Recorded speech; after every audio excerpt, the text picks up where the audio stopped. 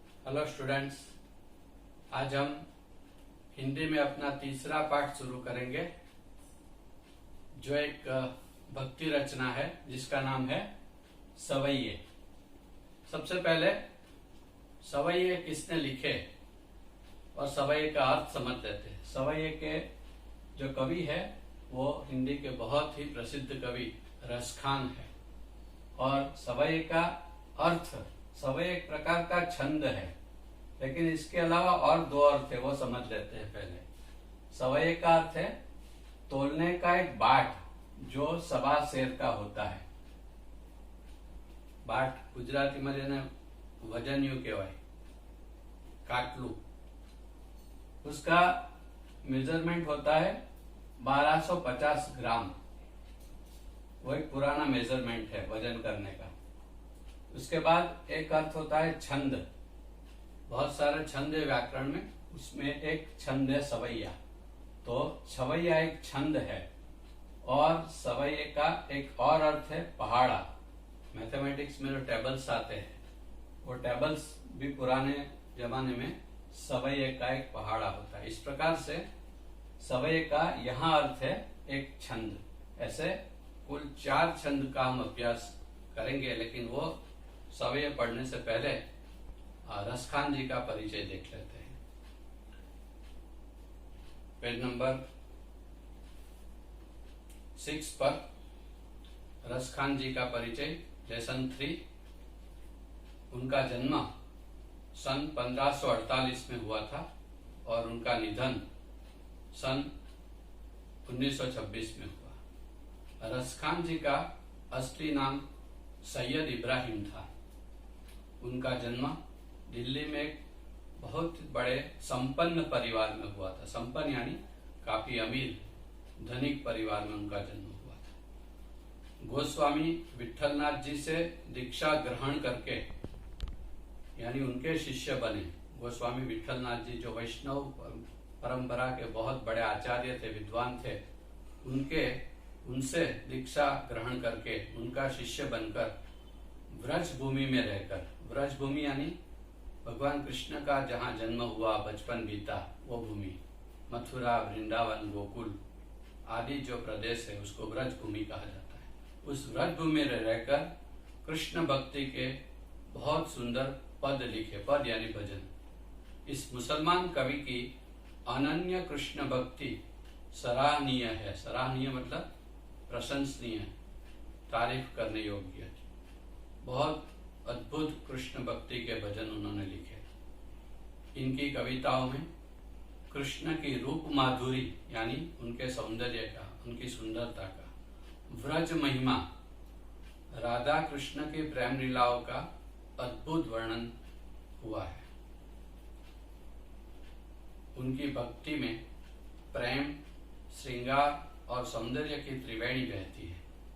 उनकी कृष्ण के प्रति जो भक्ति है उसमें प्रेम, श्रृंगार और सौंदर्य यानी सुंदरता की त्रिवेणी, तीनों चीजें समान रूप से हम देख सकते हैं। ब्रज भाषा का जैसा सरल, तरल, स्वच्छ और सरस एवं सजीव प्रयोग रसखान की कविताओं में मिलता है, वैसा बहुत ही कम कवियों में प्राप्त होता है। यानी कि रसखान जी ने जितना सरल और सुंदर ब्रज भाषा में भजन लिखे हैं वैसे बहुत कम कवियों ने लिखे हैं। रसखान जैसे भक्त कवियों को लक्ष्य करते हुए, मतलब उनकी और उनके बारे में, उनकी विशेषता के बारे में बताते हुए हिंदी के बहुत बड़े विद्वान भारतेंदु हरिश्चंद्र जी ने कहा था कि इस मुसलमान हरिजनन पर कोटिक हिंदू वारिये, यानी इस मुसलमान विद्वान पर,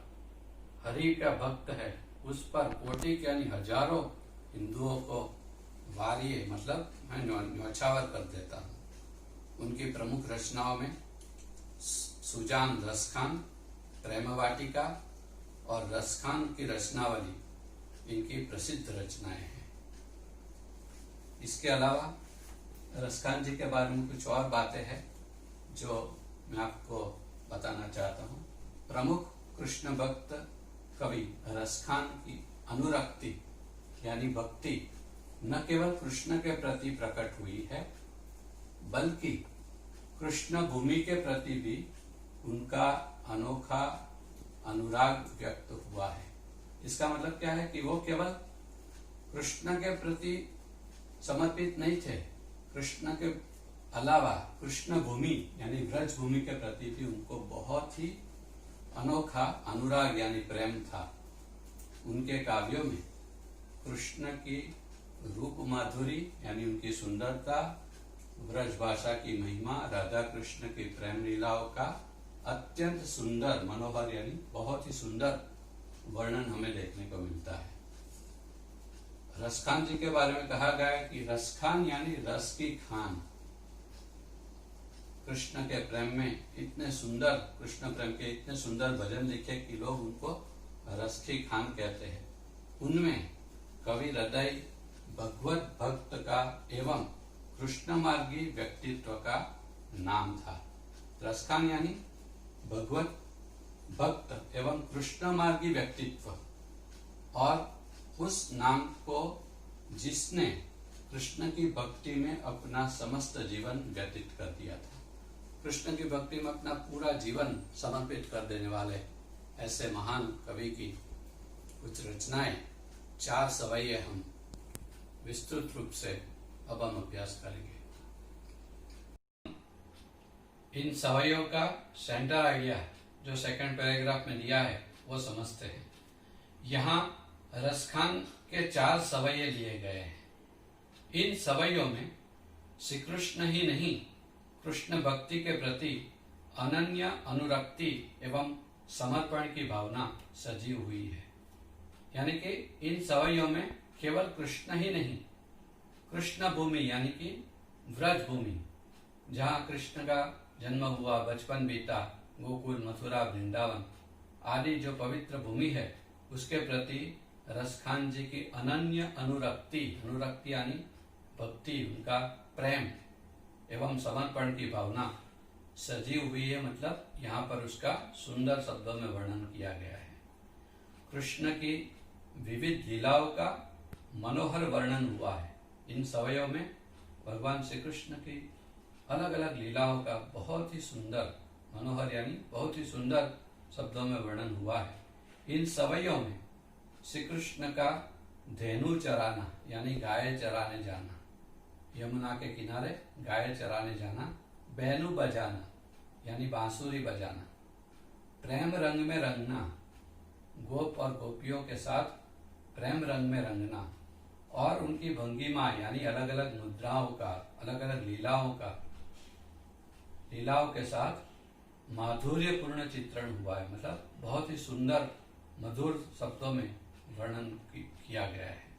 कृष्ण के सामीप्य के लिए यानी कृष्ण के साथ निकटता, उनके साथ रहने के लिए कवि लकुटी लेकर ग्वालों के संग फिरने की बात कहते हैं। रसखान जी कहते हैं कि मैं लाठी लेकर कृष्ण के मित्र सखा ग्वालों के संग उनके साथ खेलने की, फिरने की बातें करते हैं। एक मुसलमान कवि होते हुए भी रसखान कृष्ण भक्ति में लीन रहते थे, कृष्ण भक्ति में तन्मय हो जाते थे, लीन हो जाते थे। आइए अब हम 1 by 1 इन सवयों का अध्ययन करेंगे। रसखान जी के सवैये शुरू करने से पहले उनके जीवन के जुड़ा हुआ एक बहुत ही रसप्रद, इंटरेस्टिंग एक प्रसंग की चर्चा हम करते हैं कि एक बार रसखान जी श्रीमद् भागवत जी की कथा का श्रवण करने के लिए एक पंडित जो भागवत जी की कथा सुना रहे थे वहां पर गए और कथा का श्रवण करने के लिए वहां बैठे, और जैसे ही उनकी नजर वहां पर भगवान श्री कृष्ण की अद्भुत, बहुत ही सुंदर ऐसी एक छवि पर यानी उनके एक चित्र पर पड़ी, और वो छवि देखकर रसखान जी इतने मंत्रमुग्ध हो गए, भाव विभोर हो गए कि वो छवि को एक नजर से टकटकी लगाकर देखते रहे। और उनका ध्यान और कहीं नहीं था, केवल उस फोटो में उनकी नजर जैसे चिपक सी गई। कहा जाता है कि जब कथा समाप्त हुई तब रसखान जी भगवान श्री कृष्ण की उस सुंदर तस्वीर को, फोटो को लगातार देखते रहे और मंत्रमुग्ध होकर बस उसी की तरफ देखते देखते उनको समय का भी पता न चला। इस प्रकार से रसखान जी की कृष्ण भक्ति का ये बहुत उत्तम उदाहरण था। आइए अब हम उनके सवैयों का अध्यापन शुरू करते हैं। पहला सवैया है, मानुष हो तो वही रसखान, बसो मिली गोकुल ग्वाव के ग्वारन। इसका अर्थ क्या है? मानुष हो तो, मानुष यानी मनुष्य। रसखान जी कहते हैं कि यदि मैं मनुष्य बनूं, अगर मुझे भगवान मनुष्य का अवतार, मनुष्य का देह देते हैं, तो मैं व्रज में यानी कृष्ण भूमि में ग्वालों के बीच ही रहूं। बसो मिली गोकुल ग्वाव के ग्वारन। अगर वहां रहने का मुझे मौका मिले तो मैं गोकुल के ग्वालों के बीच ही रहना पसंद करूंगा। दूसरी पंक्ति में रसखान जी कहते हैं कि जो पशु हो तो कहा बस मेरो, चरो नित नंद की धेनु मंचारण। यदि मैं पशु के रूप में पैदा होता हूं तो मेरा कोई जोर न चलेगा, मतलब मेरे हाथ की बात नहीं होगी, परंतु मैं इतना चाहता हूं कि नंद बाबा की गायों के बीच में मैं रहूं। चरो नीति नंद के धेनु मंजारण, मंजारण यानी बीच में, धेनु यानी गाय। मेरी ऐसी इच्छा है, मैं सिर्फ इतना चाहता हूं कि नंद बाबा की जितनी भी गायें हैं उन गायों के बीच में मैं रहूं। तीसरी पंक्ति में आगे रसखान जी कहते हैं, पाहन हो तो वही गिरी को, जो धर्यो कर छत्र पुरंदर कारण। अगर मैं पत्थर बनूं तो गोवर्धन पर्वत का पत्थर बनूं, जिसे इंद्र ने अपने प्रकोप से बचाने के लिए, जिसे इंद्र के प्रकोप से बचाने के लिए भगवान श्री कृष्ण ने अपनी उंगली पर उसको उठाया था, धारण किया था। यानी यहां पर भी रसखान जी कहते हैं कि मैं पत्थर भी बनूं तो गोवर्धन पर्वत का पत्थर बनूं, जिसको इंद्र के प्रकोप से बचाने के लिए भगवान श्री कृष्ण ने अपनी उंगली पर धारण किया था। और अंतिम पंक्ति में रसखान जी कहते हैं कि जो खग हो तो बसेरो करो मिली, कालिंदी कूल कदम्ब की धार। और यदि मैं पक्षी के रूप में अगर जन्म लूं तो मुझे उस कदम के पेड़ पर घोंसला बनाकर रहूं, उस कदम के पेड़ पर घोंसला बनाकर रहूं, क्योंकि उसी पेड़ के नीचे भगवान श्री कृष्ण विश्राम किया करते थे। इस प्रकार से पहले सवैये में रसखान जी ने यह बात बताई है कि मेरा मनुष्य के रूप में जन्म मिले, या पशु बनूं, या पत्थर बनूं, या पक्षी बनूं, किसी भी रूप में मैं जन्म लूं, मेरा गोकुल से, मथुरा से, भगवान कृष्ण की भूमि से मेरा नाता हमेशा बना रहे।